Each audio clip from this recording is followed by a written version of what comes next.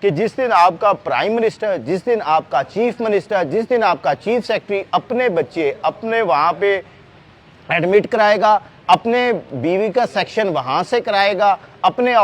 Operation major surgeries وہاں سرکاری hospital سے کرائے گا، تب ان ہاسپٹلز کی حالت سدھرے گی۔ پنجاب کے سرکاری ہسپتالوں میں بھی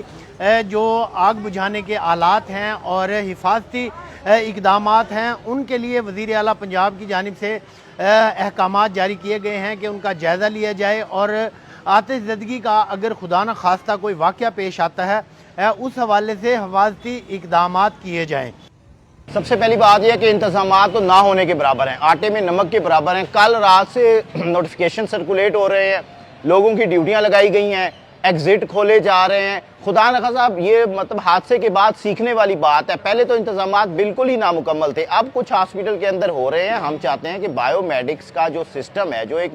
پورا وہاں کے اندر تنخواہیں جاتی ہیں، انجینئر ہوتا ہے، چیف انجینئر ہوتا ہے، نیچے پوری ٹیکنیکل کی ٹیم ہے، یہ اس کا کام ہے، نہ ڈاکٹر کا کام ہے نہ نرس کا کام ہے کہ اس نے کیسے حالات پہ قابو پانا ہے۔ اور جب آپ کا فائر بریگیڈ پہنچتا ہے تو اس درمیانی ٹائم کے دوران آپ کا جو سسٹم ہے وہ فعال ہونا چاہیے، وہی آگ سے بچا سکتا ہے، کیونکہ فائر بریگیڈ پتہ نہیں کہاں پہ موجود ہے، آپ کا ہاسپٹل کتنا دور ہے، اس کو تو پہنچنے میں ٹائم لگے گا۔ میں اس time children hospital, general hospital اور Ganga Ram hospital, Mayo hospital جو لیڈی ولنگٹن اور لیڈی ایچسن کو بھی کیٹر کر رہا ہے، وہاں پہ اس طرح کا بھی فائر آرم کا جو بھی کوئی سسٹم طریقے سے موجود نہیں ہے۔ ہاں اب کوششیں شروع کی گئی ہیں۔ اب تک کے واقعات سے اندازہ لگایا جا سکتا ہے